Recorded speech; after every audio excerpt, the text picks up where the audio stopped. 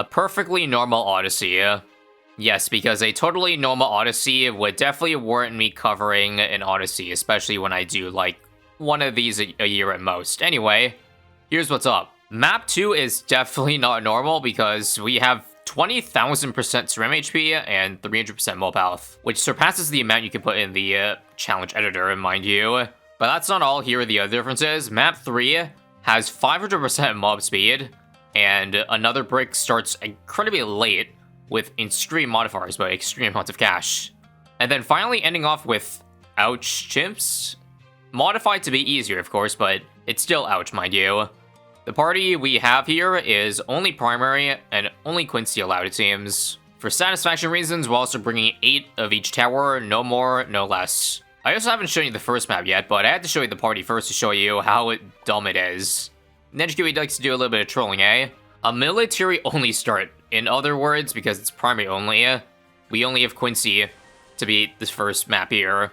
It's also at this point that I'd like to tell you one more thing we're going to tack on in this challenge here. Despite the crazy gimmicks in this Odyssey already, I personally prefer it when the challenge difficulty is quite up there, because it gives me, I guess, something to work towards. So to make things harder, we're going to enable Extreme Odyssey rules. Check this out in the bottom right corner here. This will keep track of how many monkeys I have left remaining to use throughout the run. And for the uninitiated, Extreme Odyssey is basically going to mean once you use a tower, you can't use it for the rest of the campaign. Not the whole tower, but like, if you say bring 8 dart monkeys, use 2 on map 1, then you got 6 for the remaining maps. Usually Extreme Odysseys provide a much tougher challenge than the just standard hard mode, so let's hope that's the case. Although, I guess since the first map doesn't require me to drop any other monkeys at all, then it's kind of basically 4 maps to work with, 48 monkeys total. And yes, in Extreme Odysseys, you can reuse the hero, but maybe for a challenge we can not reuse Quincy, because I feel like, well, 48 towers for 4 maps is quite a lot. Maybe more than I'll need. Anyway, I just went ahead and spent all of $30,000 starting cash onto more Quincy levels, and, well, as troll as NedgeQE made it, it's still gonna be a breeze. As map 1 should be, but damn, really? Did they really need to give 30,000? Especially when you start on round 1? Well, I'm not complaining, because now we can focus up all of our eggs into maps 2 to 5. And I thankfully kept the mana shield, because if we lost lives then, that would carry over to the next one. Alright, so let's jump over to map 2 now with the 20,000% Ceram HP. 20,000% Ceram HP basically translates to 2,000 HP ceramics. Thankfully, 2,000 HP ceramics are nothing when you have a tower to basically permafreeze them. I would say there's no camo cerams, right? Okay, so I can go middle path. Maybe cryo cannon / ice skulls can catch all ceramics. But on top of ice slowing them, we also need another tower to help damage them down a little bit faster. And so that's what I was thinking, maybe a top path glue. Otherwise, if we do stuff that has low base damage, then it'll take eons to break down that 3,000% HP. So I don't know why I said 3,000, 20,000, but you know what I mean. It's not an issue since we have super fast forward on, but still something to keep track of. So here it comes. The 2 cerams are round 38, and if I don't even buy ice skulls, we're fine. 0-3 is a permastall, good to know. Yep, we don't want to waste time here, so let's get the Bloon Liquefier. Set to 10x fast forward, and with 10x fast forward, wow, it doesn't even feel like 2,000 HP. But that's thanks to the power of the glues, 10 DPS, and also, this round has a 600 HP Moab. Don't mind if I redo the round and drop a bomb shooter then. Wait for the ability, and it can just basically one-shot it, right? Or not. Oh, I think I also done goofed. It seems like the cerams are now frozen past where the glue gunner is. Great. Alright, how long will it take Ice Tower then? Here's 10x fast forward, 20 seconds later, still nothing. 25, I think, is the fastest I have with this mod here. And they still aren't turning phases. Okay, the next time this happens, I should probably just restart the round and beat it earlier. Looks like after, I think, 1 minute on 25x speed, the first 2 cerams are about to pop, but there's still a good amount of HP left in the other ones. Maybe can let them sneak through. There we go, there's 2. But it seems the other 2 are still stuck in place. And finally, fortified cerams incoming. Now these have 4,000 HP. I feel bad for those poor souls who don't use speed hack for any of Bloons TD 6, whether that be because don't have installed mods, or not playing on Steam. But yeah, I certainly can't go back to those primitive times, let me just say. Let me also finish off with Ice Skulls. That should do damage a little bit faster. And I believe we should be able to finish off 4950 with just 4 towers total to use this run. Probably even less. I mean, I think I could definitely omit the glue and just keep the Ice Tower. Seeing as the only reason this was here was to pop things down a little bit faster. And here comes 50. I'm gonna use the Mob Assassin ability in the second Moab. Wait for it. Now. And now to wait for Ice Skulls to do what the crowd can have to do for round 40. Wait painfully for this ramps to pop. Although, this time it's definitely a lot faster. 25x speed. Probably like 4 times faster, honestly. GG. We've now updated our remaining tower counts in the bottom right. Now, this is the map that had 500% mob speed. However, if I double check, what's the HP of each Moab? Okay, it's only half HP. Meaning I probably don't need to do too much damage to fully pop it down, right? So if somehow I can afford a crossbow master, maybe that'd be nice. I'm not sure. For now, let's just get to round 40 with the cheapest amount of stuff possible. I just need lead popping for this guy, so 002 Boomerang, and we'll see how much we can save up. This can also be something we can use for mob damage, like Middle Path Turbocharge can easily take down 100 HP really quickly. Also, I just remember we were playing on reverse mode, so the mob comes from top to bottom, and oh boy, sorry. I had super fast forward on. Or maybe the mob was just fast because it's 5x speed. Let me just play on normal speed. No fast forward. And yeah, we don't have enough to pop it. Out of curiosity, how much does slowing down? Wow. That mob makes it, or the mob glue makes it really, really, really slow. Sadly, or not sadly, we do actually clutch up with the sharpshooter.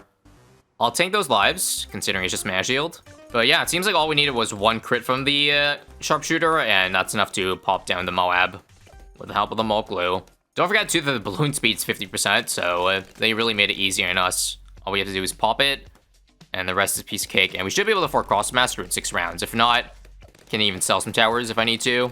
And if all things turn out the way I think they should, I should be able to beat this map with just 3 towers. Yeah, do you guys even see the mob show up? They're there for under a second before the Crossmaster breaks them down. And this without the speed mod, just normal fast forward. Crossmaster needs just a few shots to get it through. Guess since the money's there, we can just buy these 2 upgrades, and we're cooking. All there's to worry about is a 350 HP BFB, but with both the press and the mob glue, yeah, another piece of cake. We're probably gonna have to use a lot of towers for this one here, though. So it's late game, but with quadruple mob HP, meaning that FBAT on 140, well, is quadrupled. So what would even be the best mob DPS? I know Elim is good, but that's all I could really get. For the time being, let's cook with stuff that would beat 120 to 139. This for stalling everything. This for 502 for mob damage. More damage to the bat, even though that meteor only has 1 pierce. Can see over walls, thankfully. And I need decamo for DDTs. But sadly, all I have is embrittlement. And I'll probably need a second one, seeing as, yeah, there's no way it's going to catch DDTs in this bend. I don't think. And I think with Bloon Crush, anything works basically. It's just going to take eons to beat the round, especially since it's knocking balloons outside of the Inferno Ring radius again. So that makes it take even longer. And seeing as the cerams are moving pretty fast, I should probably get a glue gunner. Which one though? Solver, Super Glue, Glue Storm. Quick. No, Solver. I need some Groupon power here. Sheesh, save some towers for the last stage, eh? Now with these ice towers here, I'm already down to 4 ices left. I probably think I could spare 1 more, or maybe 2, but I don't want to use all 7 of them on this one, although it would be ideal. Because even with 2, 1 here, 1 here, still think that I'll get DTs very late. We're gonna do Super Brittle up here also because I think I'm gonna need it for round 140 anyway. I think you'd rather have a Super Brittle less Tax Zone combo up here rather than in the backside in terms of bad DPS. So one thing that we probably have to utilize is the fact that the M0 increases all Ice Monkey attack speed by a good amount for a brief moment. So that does help in reliability, meaning to start 126 here, which I know has DDTs, I'm gonna keep the ability up. Pre-charged, if you will. So watch here, watch here. Let's first see how many DDTs does Super Brittle leak. Oh, it's actually pretty good at catching them, it seems. Up until it gets Pierce capped, then you see, look, some of the neon is still blue. And it seems like there's one left that didn't get decamoed. Come on, got it. One more. And come on, clutch for me, clutch for me. Got absolute zero, I think we got it. Nice. Actually, no. How is Imbrittlements not hitting these two? That's so weird. Is that not just the strangest thing? It's literally on top of it for the longest time. So, successful 126 there, but how about 120 in other DT rounds? 138 especially. 128 as well? Uh-oh. This round seems somewhat harder. Yeah, it's leaking. Okay, add the 4th ice tower then, and that seems really, really consistent. Perfectly, like, desynced. Actually, I lied. It stopped being synced together. And it seems like it's not going to work still, right? Or do we get it? Nope, those camo cerams, those are camo cerams down there. Now, I do remember from previous knowledge that with monkey knowledge, your promo charge can see camo, only with the ability active. So run it back again, and I suppose we'll use that ability for the leaking camo ceramics. Oh, I think it's because the camo cerams are not from DTs, but they spawn naturally in the round. I didn't realize that. So that's why we're leaking, not because DTs got through. I'm actually just gonna leak that whole ceramic. Uh-oh. Oh. Looks like one redo does it this time. I just used the ability earlier, and that works. Okay, now we super fast forward all the way to round 131, where these rounds are taking too damn long. I'm on 10x speed, but it feels like 2x considering how long even FZM just are taking to take down. So we'll finally add the tax zone because I know I'm gonna put it up there to start. Although that doesn't solve the issue of when Bloons are down here. We only have the turbocharge, which doesn't do a whole lot, sadly. Finally, the round is done. At long last, 138 has come. Let's watch carefully. I think considering there's no camo ceramics underneath, it's actually going to be easier than 128. But let's not speak too soon here. There's one going through, but thankfully we have absolute zero. But sadly, it didn't get decamoed by this guy, so we gotta rely on the permacharge there to clutch up. Uh-oh. It's not gonna last long enough, is it? Good news thing I did, but it still leaks. Okay, so the imbrittlement's really, really, really far back here. Yes, I'm for real. So that we can use a very late absolute zero, alright? And so, I think that's better than the other way around. Now my only question is, oh crap, is my Blue Crush gonna get Pierce Cap? Because if there's over like 60 DTs here, then it ain't gonna freeze all of them. So come on, clutch. I think it's good. And finally, time to see how far off we are. So, with Tax Zone and Superboot over here, it's not even 20%. Oh my god, guys, I am an idiot. Apparently, well, you can use Paragons here, and that's probably how the intended way to beat this map. Somebody report me for trolling. I can get a degree 79 Tachagon thanks to the Popside Crude, so that was the main reason all along. I totally intentionally forgot about it. Let me see what a degree 79 can do with a meteor attack. Wow, it's not even all the way. How about if it starts doing damage here? Is that going to be better to pop it? I think it's going to pop, but incredibly late that I can't rely on decam on it. Okay, how about 2 Paragons? I can afford, I think, the Boomerang too. Thankfully, I farmed 5.5 million pops on it. That being said, in hindsight, I probably should have just got Boom Paragon earlier, so I didn't have to drop so many Ice Monkeys, but it's too late for that. I think we'll be fine, though. So every single dollar remaining into a degree 60 Boomerang and 79 attack. Should do the job now. Let us see for ourselves here. Come on. Ability number 2 should pop, and the Glaive Dominus can knock them back. And well, that was a lot simpler. Let's take a look at the review map though to see how many pops the other Terrors got. Almost 10 million on the Elim there. 4.7 on the Crush, 12 million on the Solver. So yeah, imagine we had Bomb or Blue Paragon. Last map. And these are all the monkeys we have left for the final map here. First, let's not waste any time. We don't need water here, so we'll spend one of our 40k on that. And with 20% balloon speed, I technically don't need a tier 5, but it would be nice. Can I afford... I can't afford this, right? Nope. 6k off, but maybe I can save for it? Maybe instead we just go for a Crossbow Master, as ugly as that sounds. I mean, surely it can handle 20% balloon speed, everything here, right? And then we'll add an Imbrittlement and a Turbocharge. Reasoning for this is, because I only have 2 Ice Monkeys left, I don't think I can reliably decamo every balloon with Imbrittlements. Well, actually, I bet I can, because the balloons are so slow. but it would just mean I have to put the other embrittlement over here to catch the other 2 lanes. Okay, I'm not gonna lie, I think they went a little bit too easy on the balloon speed modifier, because holy crap, are these, like, incredibly slow. So slow that I feel the need to go uber fast forward here. 10x, and they move like they're, well, still at reduced speed on unmodded BTD6. So if we can get away with it, it'd be nice if I could survive with these 3 towers all the way to the permacharge. Then I think it's basically GG. Also, yes, unironically, I did kind of forget that we're playing on Chimp, so there's no knowledge that makes this thing see camo. Regardless, it's still good, trust me. Don't look now though, but it seems like we're finally being overwhelmed by 20% balloon speed. I don't think we'll have enough to tank for this last UMG here. Unless, nope. Cerams are simply too fast for us, so I think we'll add a Mock Glue to the mix. And it looks like it's finally GG on round 92. It's so close to getting permacharge, but it ain't happening, is it? Okay. Alright, this is so stupid, but for fun, let's buy Super Maelstrom. It wasn't long ago that I was saying these were like the worst towers ever in Chimps mode, and I still stand by that. And so you're probably questioning why I'm even using them. And that's because I can't think of anything else, like, cheap.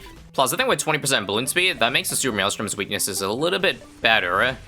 Because the issue is not enough time when balloons are right over and getting maximum damage on the Maelstrom. But since they're at 20% speed, they're around for like 5 times longer. Quick math. And also, it seems like on 20% speed, Crossmaster is so bad that it barely defends them. So let's not waste any time. The final Ice Tower, no more after this. Also, what's even better than Mob Glue when balloons are this low is probably a Mob Press. It's even more effective when balloons are that slow, because now I think I can make them negative speed. And here we go. See how clutch the second Maelstrom is, or the second Embrittlement? We can now decamo everything. Bad news, we're getting overwhelmed. Luckily, I have $17,000 to work with, but that's not good. Not good.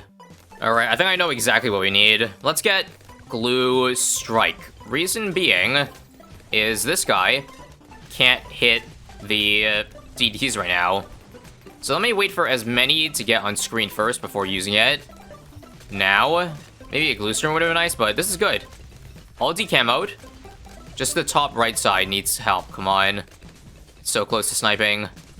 Snipe. Snipe for me. Oh my god, bottom side. So close, man. Second time's a charm. This time I used Maelstrom very early, so it would clip the tail end of 95, or the start of DTs, and there we go. That was awful. And it's gonna continuously be awful because I foolishly decided to stick with, indeed, the terrible tier 5s instead of maybe just restarting the run and getting a strong tier 5 off the bat. Like, I think I definitely could have saved for permacharge earlier if I didn't get Crossmaster for the first round. Anyway, the hope is that I can save enough money for attack zone. That would guarantee pretty much I think I beat round 100, especially since I have an Embrittlement and a Glue Strike here. But first off, let's see if we can fend off round 98. I think I can buy a Relentless Glue and still afford attack zone, so let's try that first. And let's get it. Come on, Maelstrom, and your very high Pierce. It just doesn't have a lot of uptime because I went top cross path. Seems okay so far. Nah, those F Moabs are cooking me. It's doable though, as long as we glue them. The blades should eventually swipe through them. Come on. Wow. Wait, there's 50 lives. I just realized it's not real Chimps mode. Okay, we can just take that. Nice. That moment when Chimps mode without the H actually makes a difference? Ain't no way. 99 should be easy. Wait for all 9 to come out. Glue Storm them. Rain down glue. And don't die here. Good. Now we can buy this. And that should be game.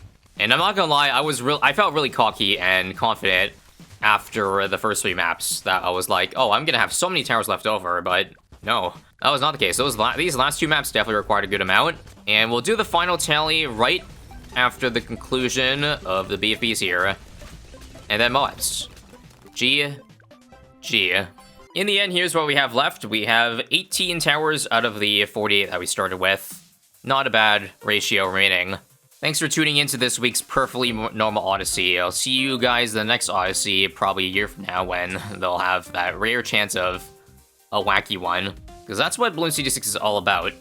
Anyway, I'll catch y'all later.